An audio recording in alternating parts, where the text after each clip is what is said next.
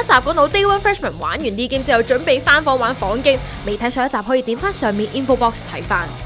眾所周知，早喺20年前開始，幾乎每年都會有關於 O-Camp 嘅新聞，淨係講上年都已經有2單教大嘅非禮性侵事件同港大 nursing 食大麻事件。所以究竟點解每年咁多新聞都繼續咁多人玩 O-Camp 嘅呢？如果今日你係當中嘅 freshman， 你被要求做啲唔符合自己道德觀念或者違背你個人意願行為嗰陣，你又會點做呢？喺回答呢啲咁深奧、咁哲學嘅問題之前，我哋先翻到去 O-Camp 嘅 Day 2，正式嚟到今次 O-Camp 嘅重頭戲水 game 同埋 campfire。中意呢條片就記得 like 同訂閱，唔想錯過 PNF 其他精彩內容就記得開埋鐘仔啦。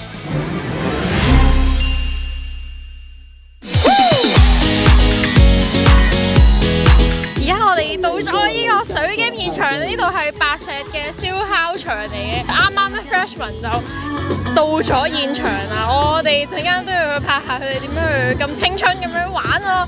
但係今日天氣真係好熱啊，我 feel 到就係蒸熟啦。回家。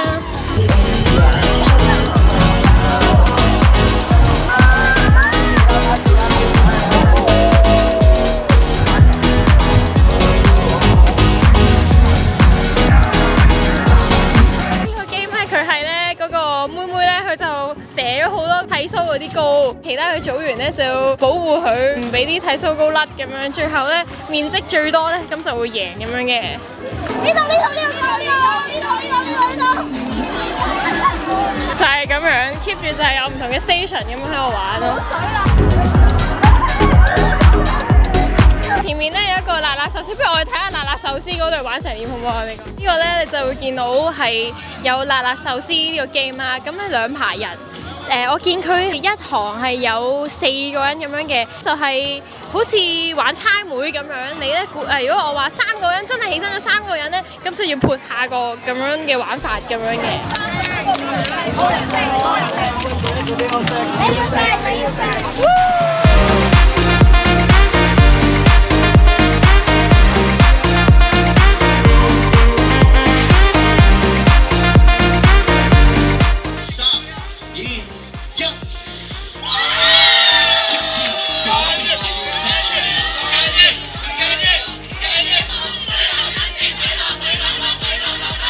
現場係好似 water bomb 咁樣嘅。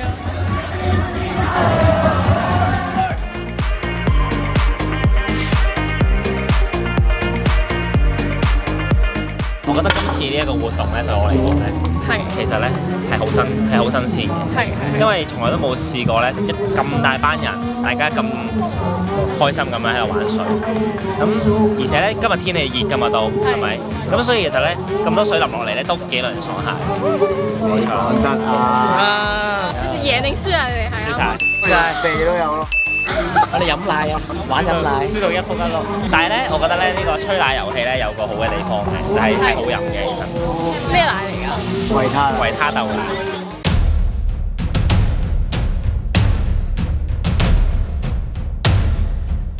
而家時間去到應該係第2日嘅最後一個環節啦，而家6點半左右，太陽落山就開始緊呢個 campfire 嘅準備嘅。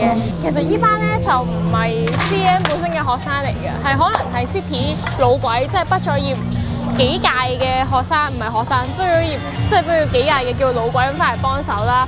然後咧聽講咧就係 City 去負責整呢啲火嘅，有個稱號叫火神。咁火神咧就會每一年咧翻嚟幫唔同嘅 camp， 即係唔淨止係 CM camp 嘅，其他 camp 咧可能你正常即係莊園都係 Year 2嘅學生，佢哋係唔會識得點樣起鑊成個火咁樣。然後個火我有睇佢哋 CBC 嘅一個 documentary， 就係講佢點樣起火嘅。咁詳盡嘅嘢咧都可以喺嗰條片度睇到。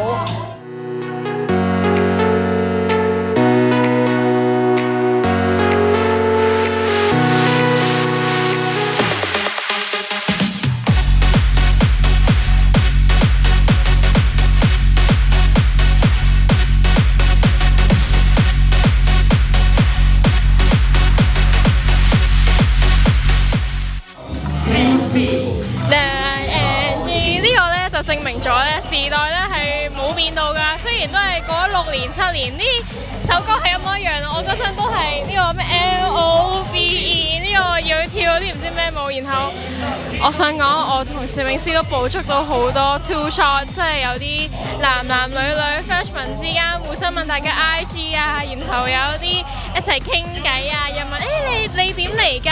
我又點嚟？原來我係跟學生會嚟啊！你唔係 CM 學生，又認識到好多朋友啊！無可否認，十分之青春啊！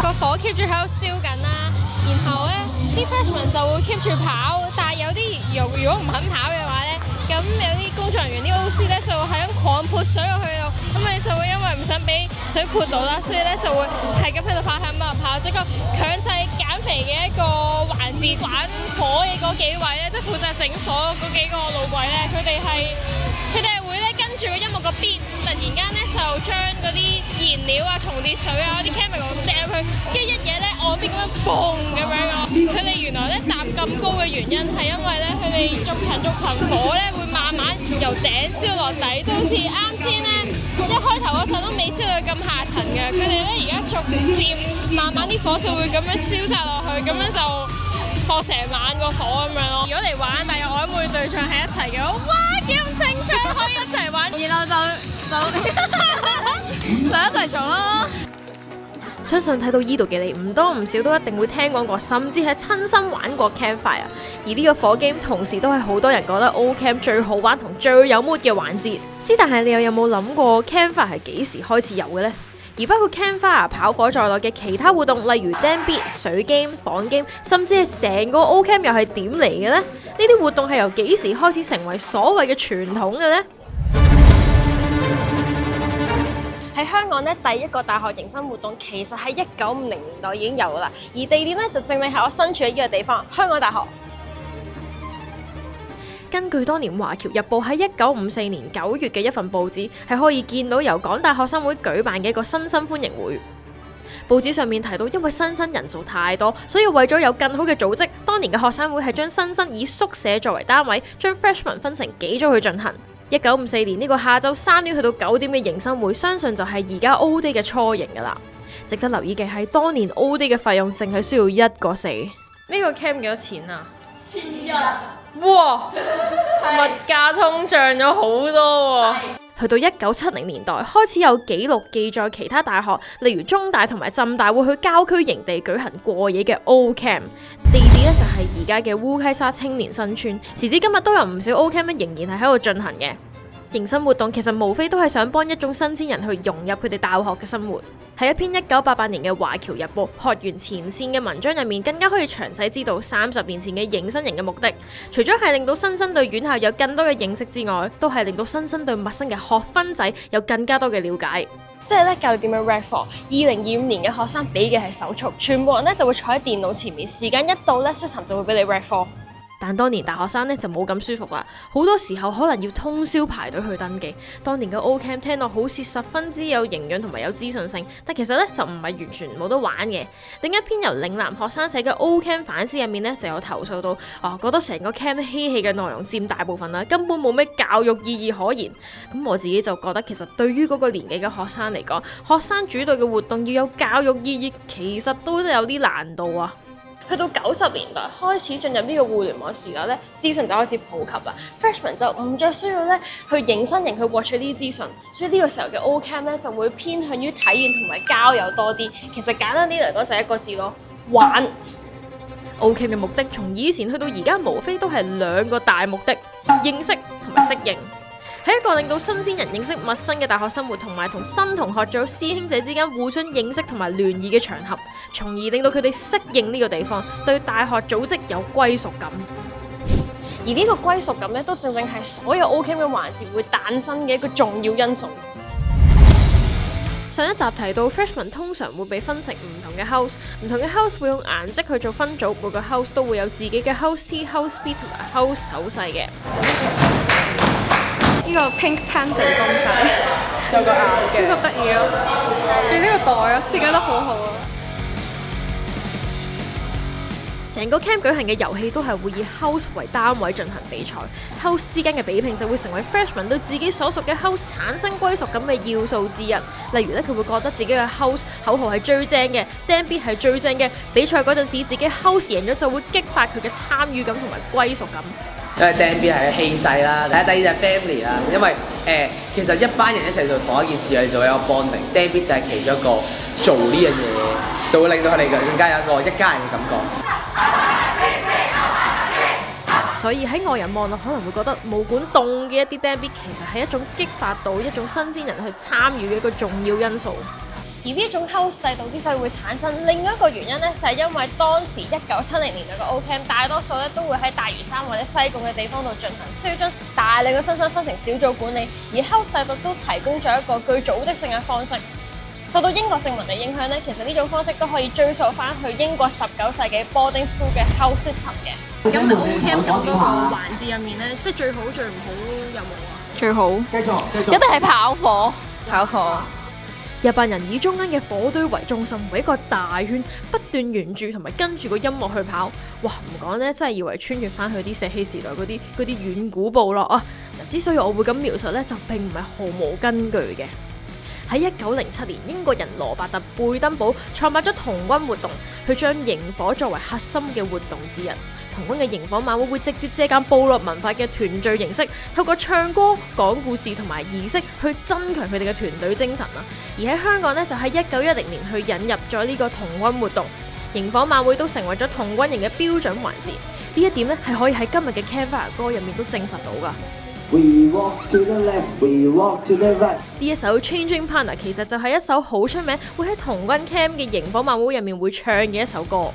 咁等我哋翻返去歸屬感呢一點先，喺經歷咗幾十個鐘冇間斷嘅相處，同埋無限咁多個 O Camp game 之後，無論係 Freshman 定係組爸媽，其實咧都已經累積咗一定一個感情基礎喺度。而 Campfire 咧作為成個 camp 尾聲嘅重頭戲咧，無非就係要將呢種情感去推到個極致。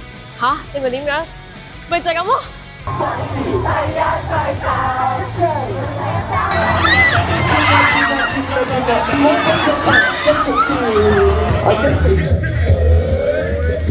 自像望左望右，鬧怕。咁所以無啦啦點解要班 Freshman 產生歸屬感呢？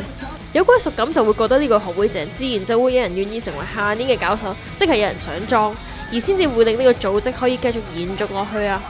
其實咧，無論立意定係目的咧，都冇問題嘅。但係點解 O Camp 近幾年就會慢慢變咗質嘅咧？